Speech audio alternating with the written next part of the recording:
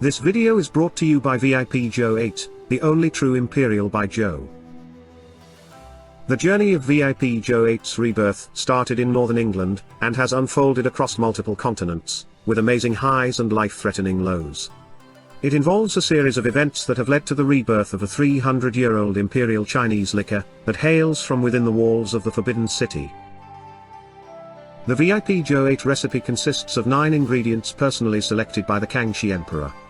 The recipe had lain hidden for 300 years, that is until destiny, luck, fate or whatever you want to call it played a hand. Join Irv Graham at the very start of his adventure by reading the full story at vipjoe8.com.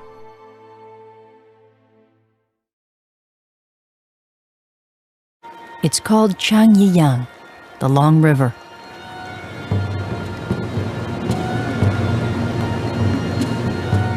For thousands of miles, the Yangtze winds its way through the heart of China, past monuments to the world's most enduring civilization. Preserved here are the enigmatic symbols of a culture so old it reaches back 2,000 years before the time of Christ.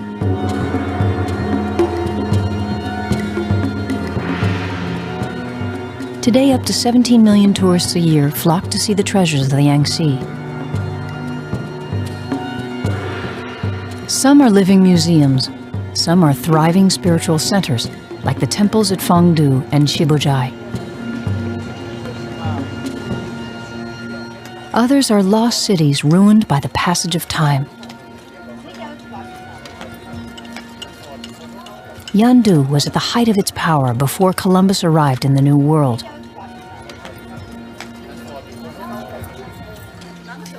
Already enough artifacts have been recovered to fill several museums, but time is running out. At a site called Three Gorges, the world's most powerful dam will create a man-made flood that will inundate the Yangtze Valley. China is no stranger to disaster. In August 1998, the worst floods of the century ravaged the countryside of central China.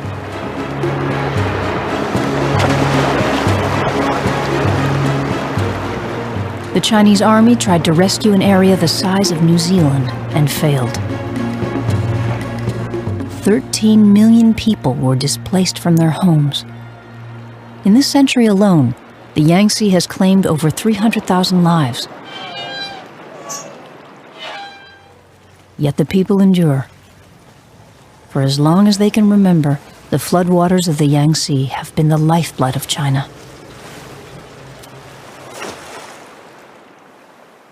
The Long River begins its journey in the high plateaus of Tibet.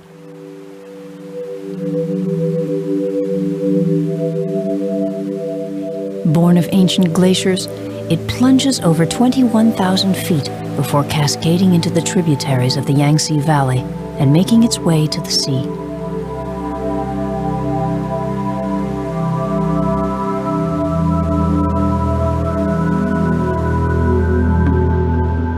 Nearly 4,000 miles long, it ranks third after the Nile and the Amazon.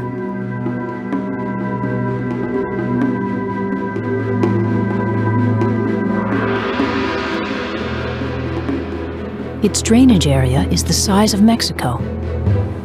The Chinese hope the Three Gorges Dam will bring a boom to the 400 million people that occupy the Yangtze floodplain.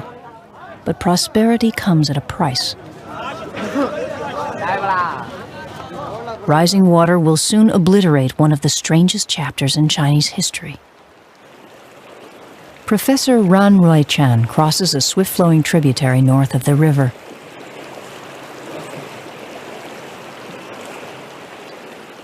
Each step takes him closer to an archaeological mystery.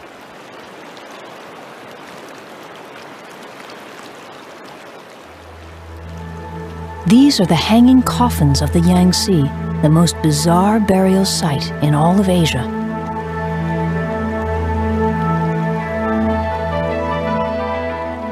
Some coffins contain the bodies of up to 3 people, but no one knows for certain who put them there or why.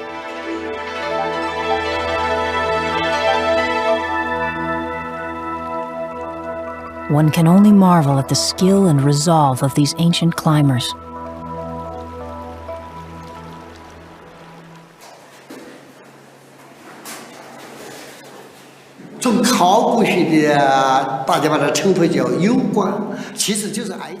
How did they move the coffins up there? Even with our modern technology today, it is very difficult. Even monkeys would find it difficult to climb up there. Nobody knows how to solve this mystery.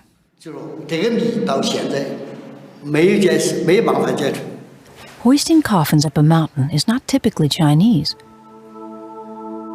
It could be the work of a little-known culture called the Ba that first settled along the Yangtze over 4,000 years ago. This Ba sword, made of bronze, carries the image of a tiger, an animal they probably worshipped. Whether its makers had any links with the hanging coffins may never be known. The coming flood will wash away the clues.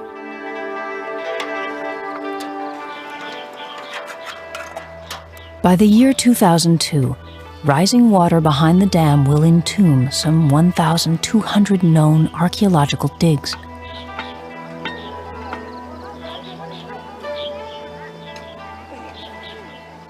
Another 8,000 unexplored sites, likely filled with priceless artifacts, will also vanish. The flood will not be nature's doing, but man's attempt to control it. In 1994, engineers launched China's most ambitious construction project since the building of the Great Wall of China 2,500 years ago.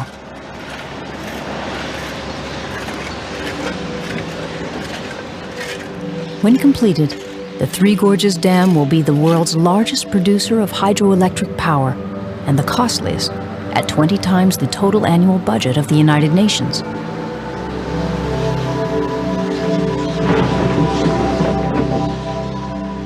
In concrete alone, the dam will consume 26 million tons, enough to build 44 of Egypt's Great Pyramids. The project is designed to control flooding on the lowlands downriver and provide enough non-polluting energy to propel China into the 21st century.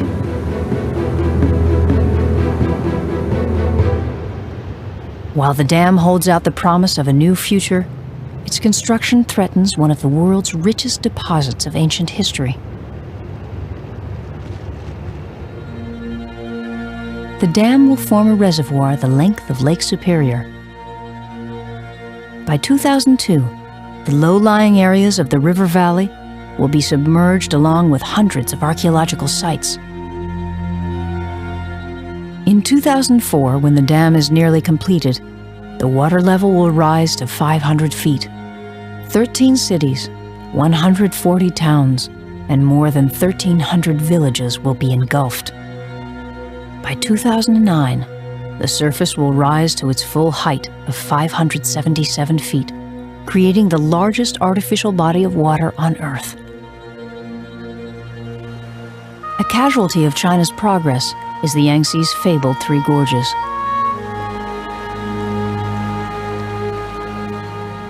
As the river slowly rises some 70 stories high, their splendor will diminish with every foot.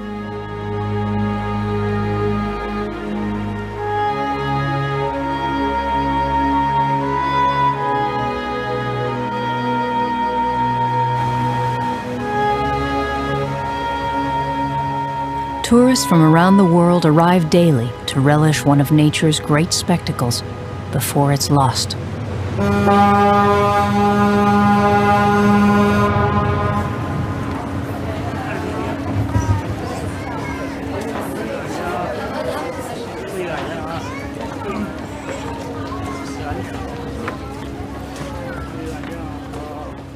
Riverboat Captain Tan has worked on the Yangtze since he was 11. Now 65 years old, he is skipper of the White Swan, which carries wealthy passengers through the gorges. After half a century spent on the river, Captain Tan is about to retire. This will be his final voyage through the gorges as he has known them. It takes a lifetime of experience and ceaseless vigilance to survive the Yangtze. In order to be safe, you must know the riverbed, the size of the boat, and the water level. And you must know if the boat can go through the channel. If you don't consider all those factors, life will be lost.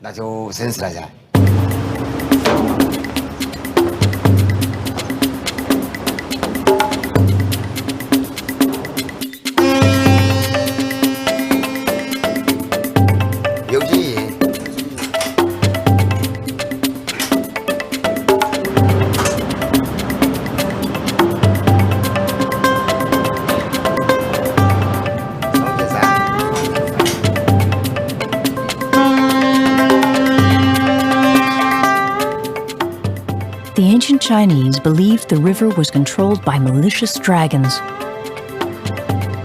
From commanding temples above the Yangtze, poets wrote tales of lost kingdoms and mighty battles with serpents.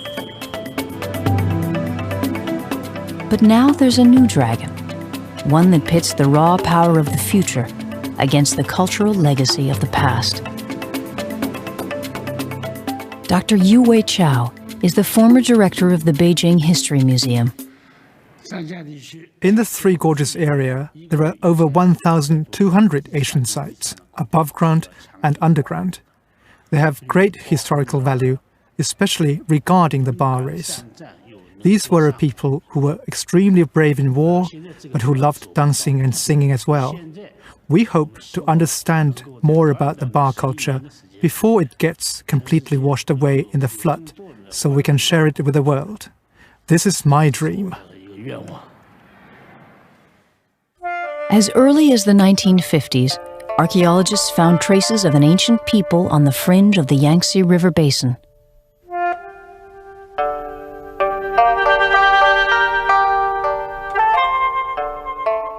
In 1986, they unearthed these extraordinary bronze ritual masks. Created over 3,000 years ago, they provide evidence of a sophisticated Yangtze culture developing simultaneously with its neighbors to the north.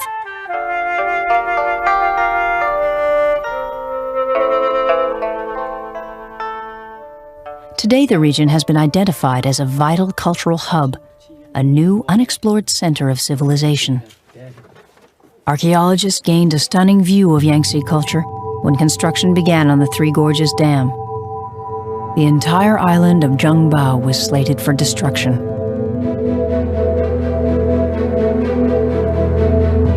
Before it was leveled, archaeologists dug a series of trenches.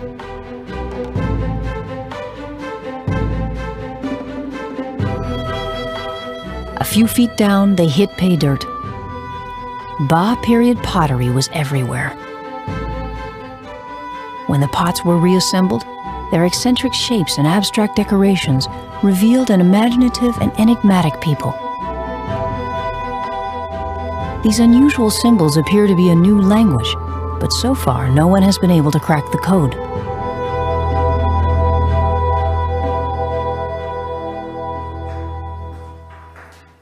Scores of rare Yangtze artifacts are stored in this vault at the Chongqing Art Museum.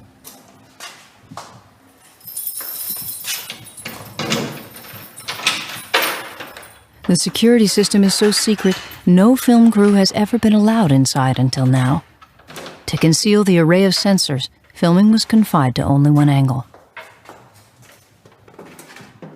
Most of these objects have yet to be studied in detail.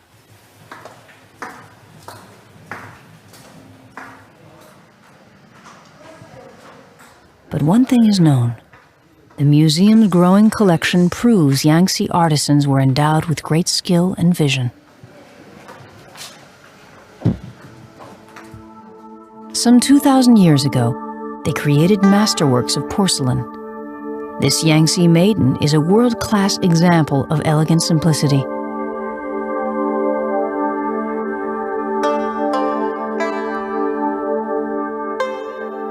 This ornate belt buckle depicts a rhinoceros, an animal experts say inhabited southern China centuries ago.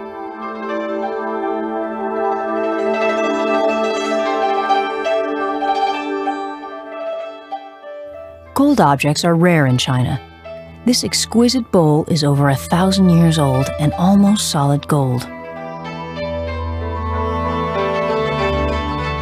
Here, a golden turtle chop. On the bottom, the owner's name. Pressed in ink, it was used to stamp important documents. A golden hair brooch, only a few inches long, is a masterpiece of workmanship. All in miniature, it glitters with exotic horses and their riders. On the back, a centuries-old birthday greeting. Bronze chimes may have been used to warn of enemy attacks. The Chinese valued the strength and versatility of bronze above all metals. Reassembled here in the Yangtze city of Wuhan is a monumental set of 64 bronze bells unearthed in 1978. Made 2,400 years ago, this amazing instrument weighs almost 3 tons. The style of the instrument conforms to the fashions of north-central China.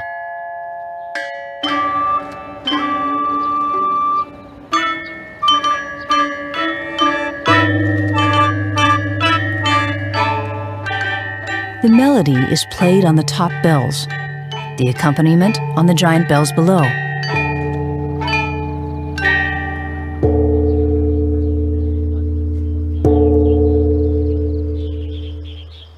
Clearly, the Yangtze people were in contact with cultures hundreds of miles away. Once the Grand Canal was linked up with North China in the medieval period, the Grand Canal and the Yangtze River formed the greatest trading community in the world until the rise of capitalism in the 17th and 18th century. 4,000 years ago, the Egyptians were painting their tombs when the Ba people painted the curious symbols on their ceramics. And Yangtze artisans were already casting bronze weapons when the gladiators first appeared in Rome's Colosseum.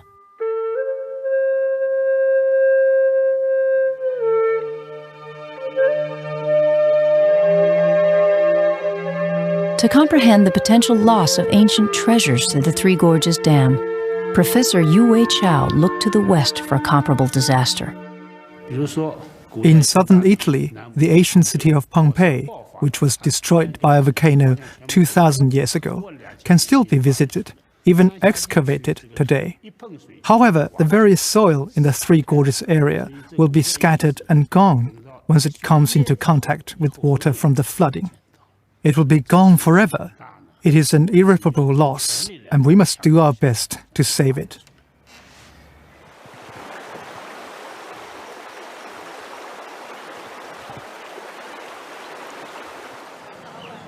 The technique is as old as time, but time is running out at this site called Zhengba. Situated on a small island in the middle of a Yangtze tributary, it can only be excavated during the dry season in spring.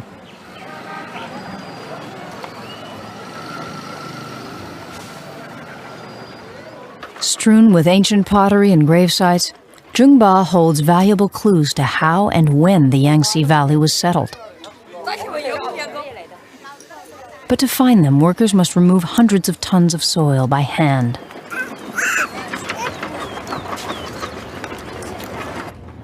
Funds run out in a few weeks, and by next year this site may be underwater. It's an archaeological nightmare that haunts the entire Three Gorges area. The cost of building the dam is $28 billion, but less than 1% of the budget will go to saving cultural treasures.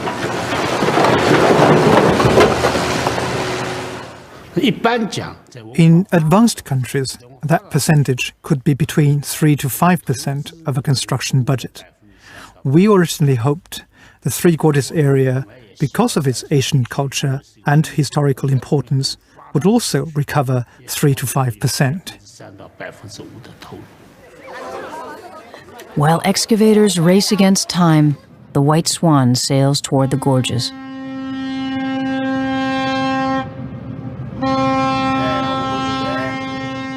For Captain Tan, the river, its rocks and silt-laden waters evoke a more recent history. Beginning in the late 1700s, British traders flooded China with opium.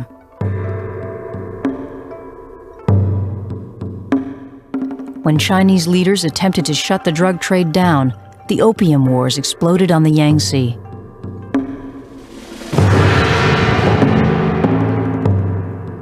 British gunboats quickly destroyed the Chinese fleet, opening the way for other European traders.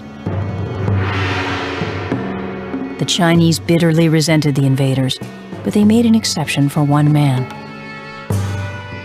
A young English navigator named Cornell Plant fell in love with the Yangtze and its people. By 1920, he had plotted every turn in the river. His handbook on navigation would save the lives of countless foreign and Chinese sailors.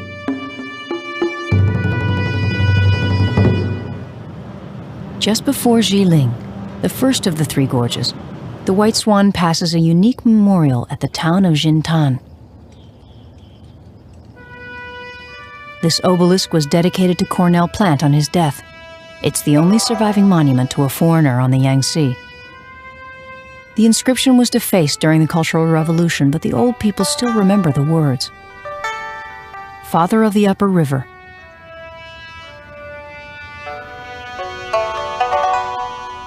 This simple column will vanish, along with the entire town of Jintan, when the dam comes and the flood reaches its ultimate height of 577 feet. Even though the water is still years away, the people have been ordered to tear down their homes and businesses now. Eventually, 1.3 million will be uprooted.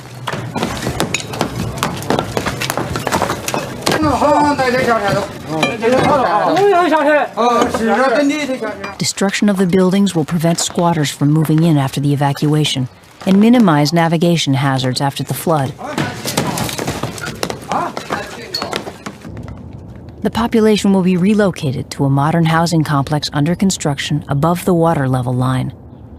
New Jintan will overlook its submerged former self. Stranded in one of the poorest areas of China, few inhabitants of Jintan can afford even a snapshot of their doomed homes. Events once linked to street corners and courtyards, weddings, births, and deaths, the history of an entire town will slip out of sight like a great photo album lost to a flood.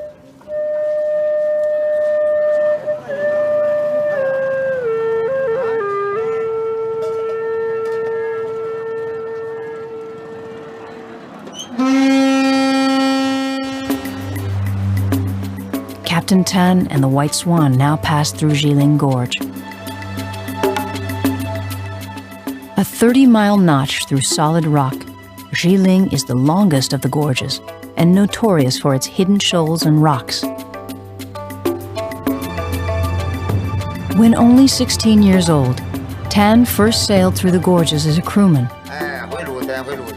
On that trip, his boat was dashed to pieces. 17 steamships met their end here between 1900 and 1945. The vessels fell victim to large boulders choking the channel. The deadliest was known seductively as "Come to Me."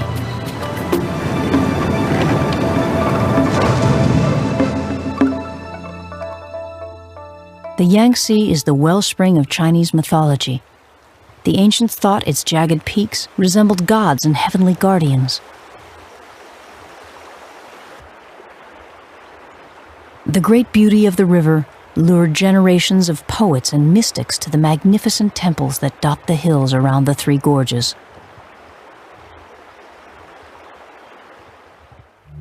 Overlooking the port of Fengdu is a shrine called the City of Ghosts.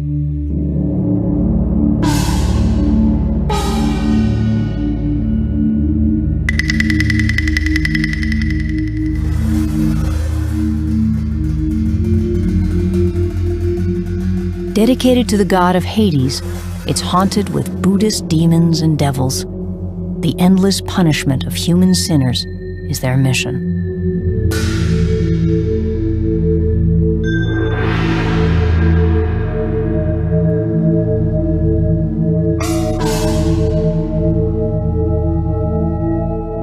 According to legend, the tortures that awaited the wicked in hell were reported by inmates who were allowed to return to life.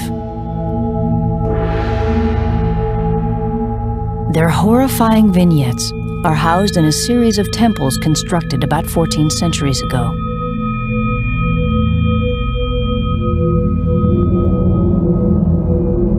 The city of ghosts will survive the flood,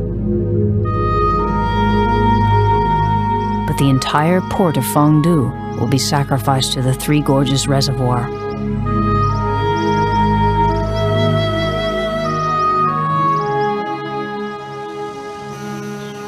Saving less fortunate temples has become the daunting task of Chinese architects.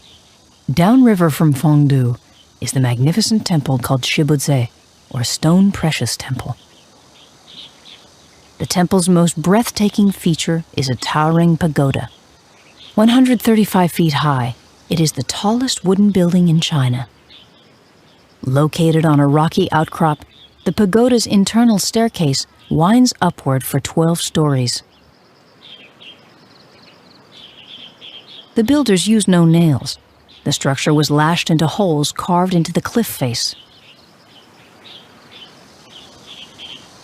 At the summit of the pagoda is a Buddhist temple active until the Cultural Revolution in 1966. To survey the river from the highest story is to look back in time.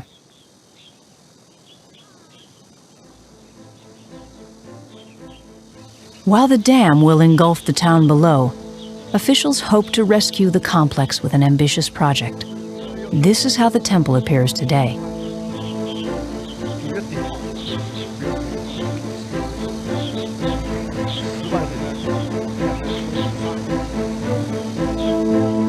To save it, plans have been drawn to build a massive wall around the base of the pagoda.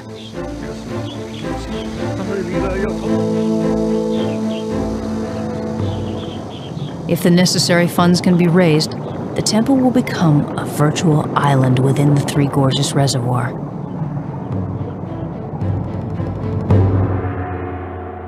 "80 miles downriver is another monumental challenge.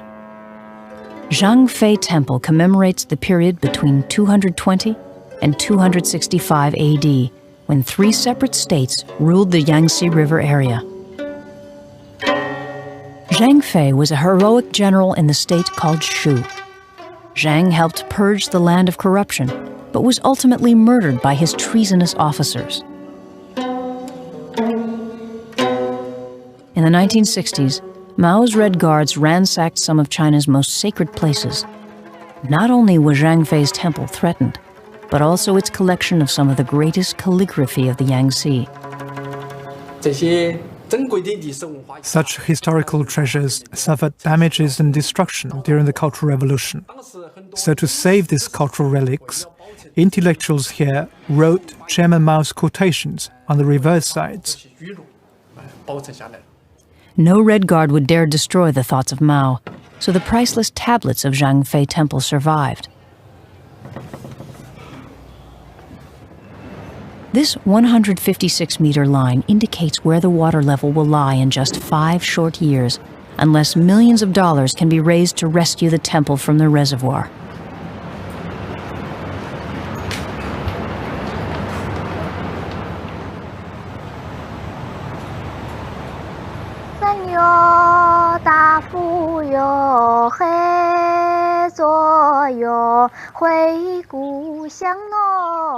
Near the western edge of Jiling Gorge, a song echoes through another treasure of the Yangtze.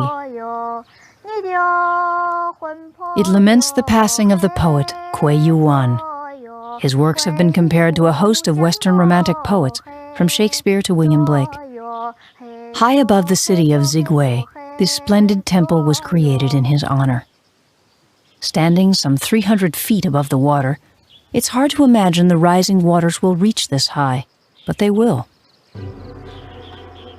The strategies to save the Yangtze temples are daring and dramatic, to say the least. Chinese engineers are planning to take the Zhangfei and Kuei Yuan temples apart.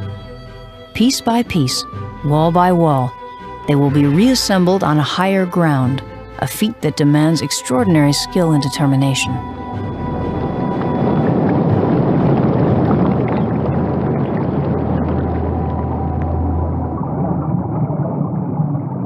My own feeling is that the temples, particularly the Zhangfei Temple and the Chuyuan Temple, which they do have plans to move, probably are a little bit overly ambitious. Given the logistics of that area, there are no major roads, river traffic is uneven. It'll be very difficult to take apart those temples and then reconstruct them within the time limits that they've set up. Other temples will be lost forever.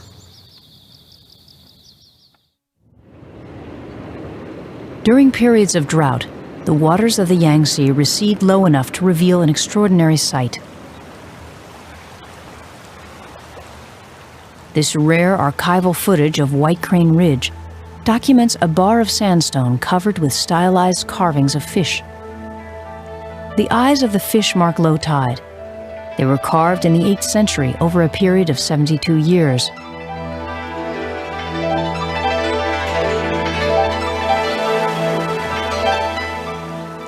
Additional inscriptions provide a detailed record of times of drought.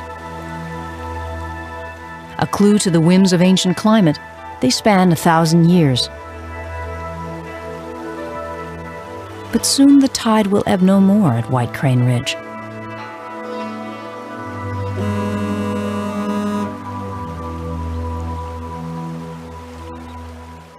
While his passengers sleep, Captain Tan charts a course from Zigway to their next destination.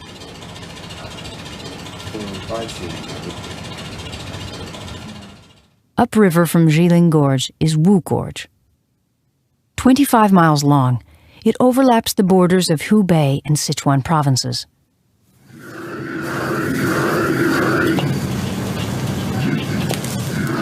By lunchtime, the White Swan has tied up just outside the gorge to take on fuel.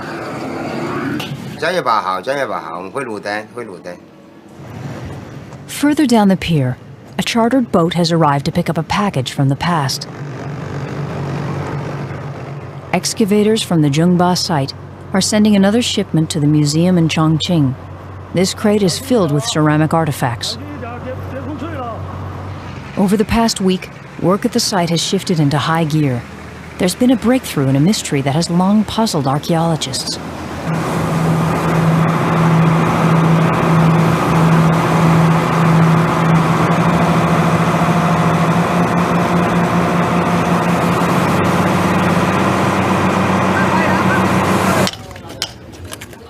None of the pottery at Zhengba is the same age.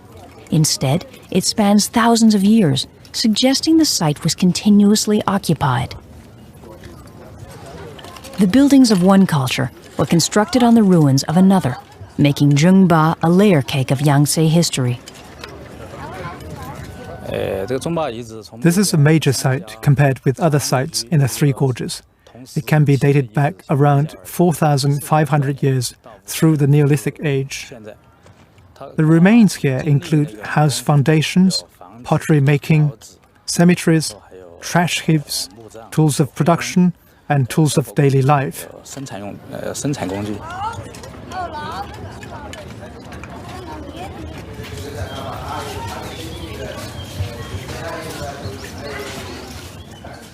At a makeshift conservation area, an array of rare ceramics are prepared for shipment.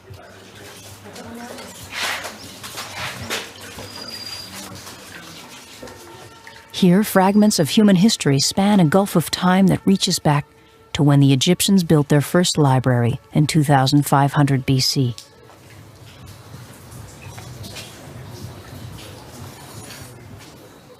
Multiply this handful of artifacts by 1,200 archaeological sites. Divide by 4 more digging seasons, and you get an idea of the urgency to save the Yangtze's treasures. Digs like Zhengba are often found along the tributaries of the river.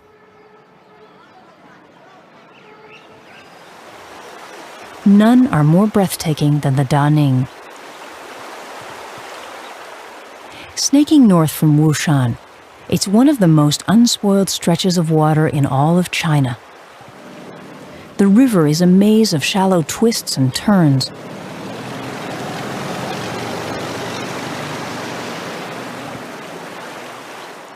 Using bamboo poles to fend off rocks, boatmen and metal-hulled sampans move with caution up and down this 20-mile stretch. Around the bend is the ancient town of Dachang.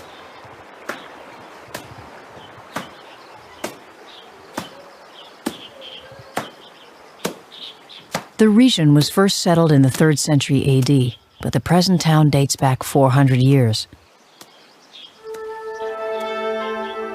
Relics of the Ming Dynasty, its buildings are some of the best examples of folk architecture in the Yangtze Valley. The Chinese consider Dachang a national monument, but sadly, none of it will be saved.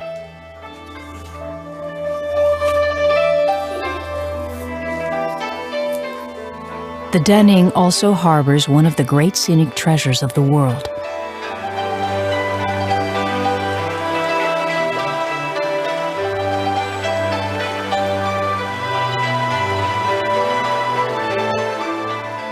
Like a miniature version of the mighty Yangtze, 3 little gorges are packed with imposing rock formations.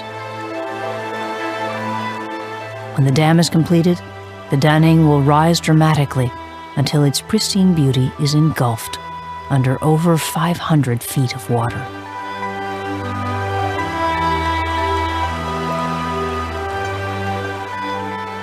From scenic wonders and ancient sites to treasured temples and ancient towns, the coming flood is a call to action. In November of 1997, at a cost of billions, the course of the Yangtze was diverted to begin construction of a coffer or temporary dam. Boatmen know the river will be safer, but along with the ill-fated artifacts of their culture, they also mourn the loss of their own piece of history.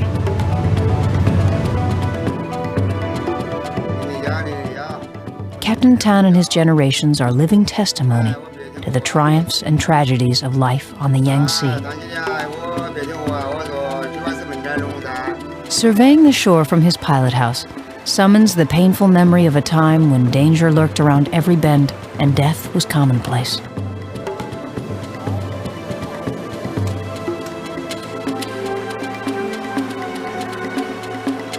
Here along the rocky edge of the river, an army of men and boys called trackers lived and died.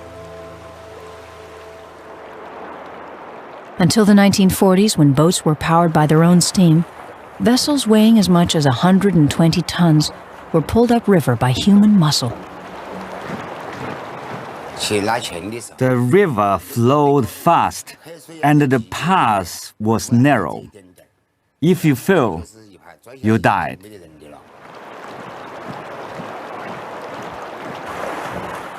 Hitched to lines made of bamboo, straining with bent backs, their fingers almost touched the ground.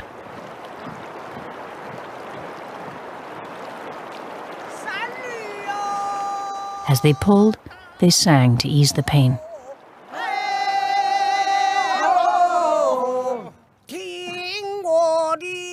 Today, a troupe of singers, many former trackers, still perform the songs of their youth.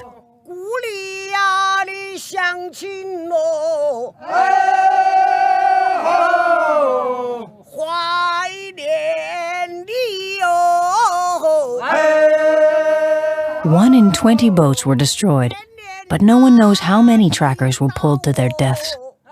The only monument to their sacrifice, the shore, will vanish with the coming flood.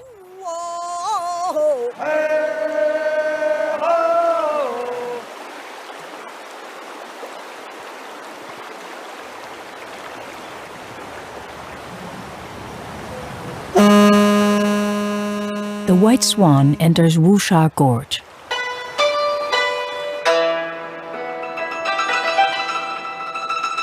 The most somber and foreboding of the 3 gorges, its steep walls and spire-like peaks block the sun most of the day. Far downriver, the crates of artifacts from the Zhengba archaeological site finally reach Chongqing.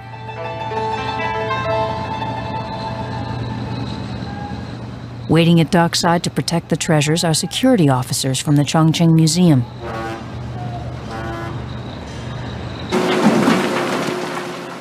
The looting of antiquities along the river has become an underground industry since construction began a decade ago.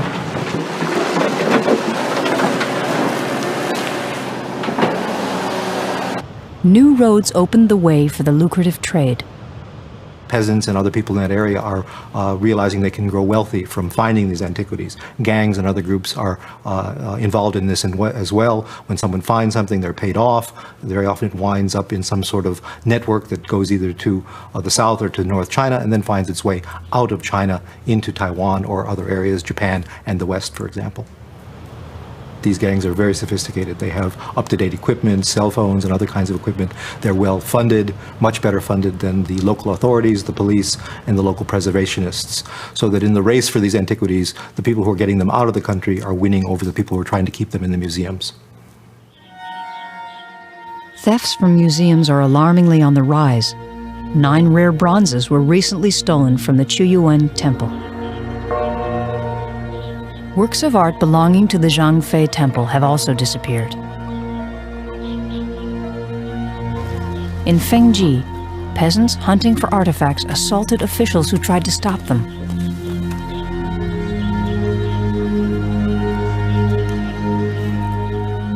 This rare bronze tree, dating from the 1st century AD, was allegedly stolen from a city near Three Gorges Dam. It's sold at a New York art gallery for $2.5 million.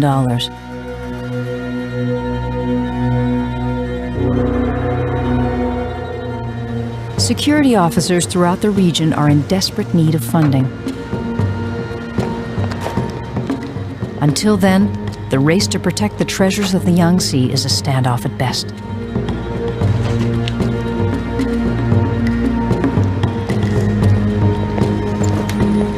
Here at the Chongqing Museum, the Zhongba artifacts are headed for the vault to join the overflowing inventory.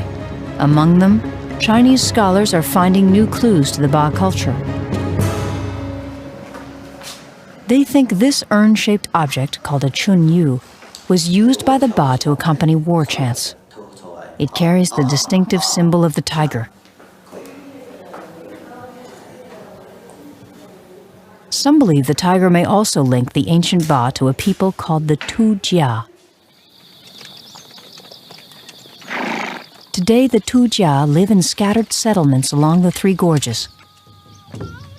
Recognized as a national minority by the Chinese government, their folk groups still perform traditional dances and songs.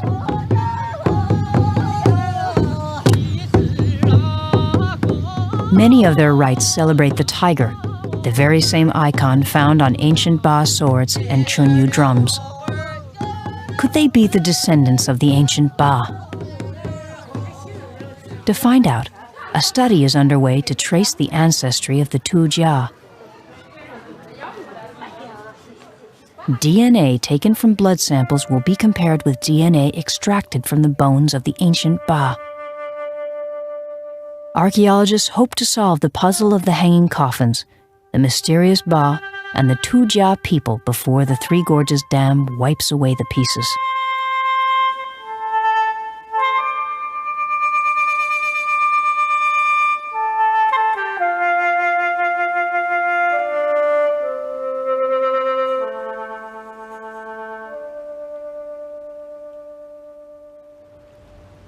The White Swan now heads for the last of the Three Gorges, Kutang.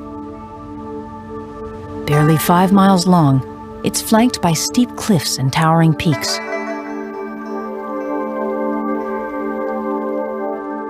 Navigating through the gorge must be done with great care. The Yangtze courses through the narrow channel at speeds up to 20 miles an hour.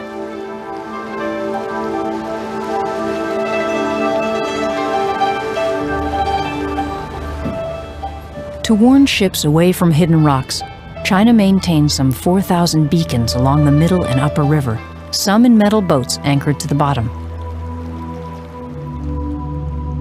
Passage through the gorges is strictly controlled by a network of signal stations. As Captain Tan enters the rapids, he alerts a station just around the bend.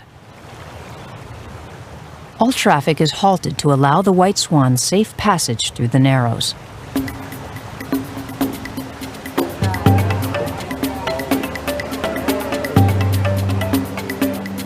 With flawless timing, Captain Tan executes a treacherous turn against the current.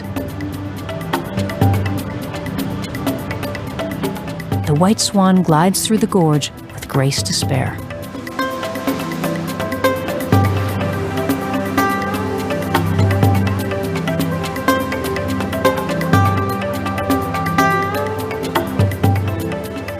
Passengers hardly notice the maneuver. They've fallen under the spell of the mountain soaring 4,000 feet overhead.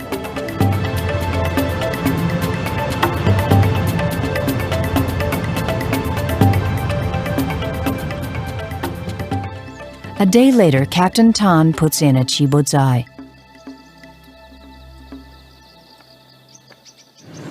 From there, he boards a small boat to a village called Kuchiko.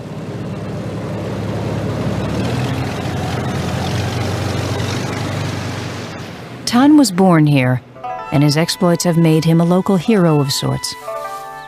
He's come to see friends and relatives and visit the home he grew up in just one more time. The water level has already begun to rise, and his village, like so many others, will completely disappear by 2004.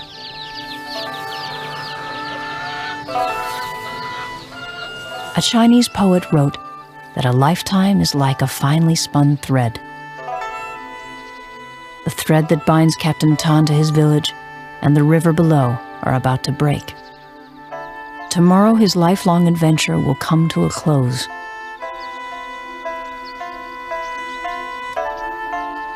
At first light, Captain Tan will leave his ship for the last time and retire from the Yangtze.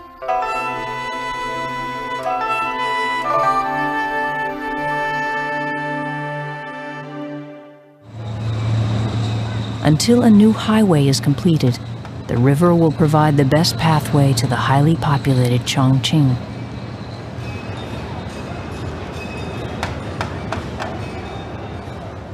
During the Second World War, the Japanese took another route. From 1939 until 1941, the city endured 250 major air raids. Bombers came in waves 20 minutes apart.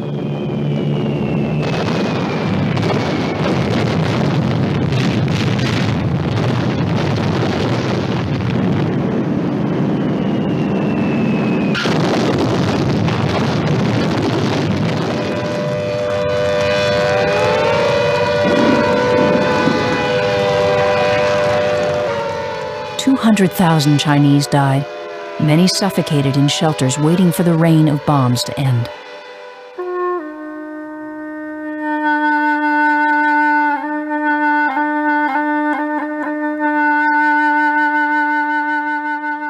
Just outside of Chongqing is a monument that survived the Japanese invasion, but may not endure the Three Gorges Dam. 2,000 years ago, Buddhism flowed into China. A local Yangtze general ordered this statue carved from sandstone.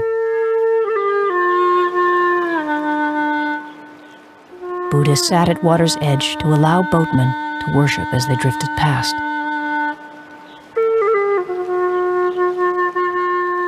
Today, the shrine remains an active site of prayer. Many fear the dam and the coming flood will claim the statue. But in return, the government promises that by the year 2012, Chongqing will be the greatest port in all of China.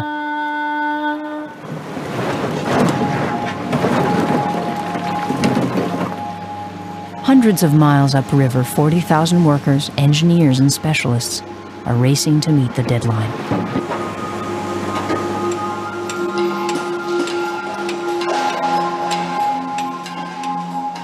New cities are rising and a modern highway is under construction to anchor the Yangtze firmly to the 21st century. The hidden costs of progress are high. In one location, 1,000 tombs dating from the Ming Dynasty were destroyed. So far, only a small fraction of the $250 million earmarked for rescue has been released. Government officials are undecided about who should administer the funds.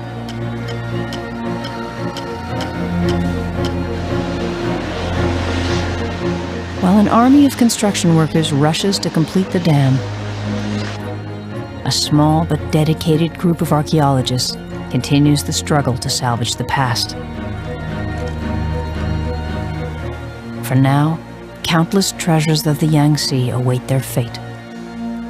Whether the race to save them can still be won, only time will tell.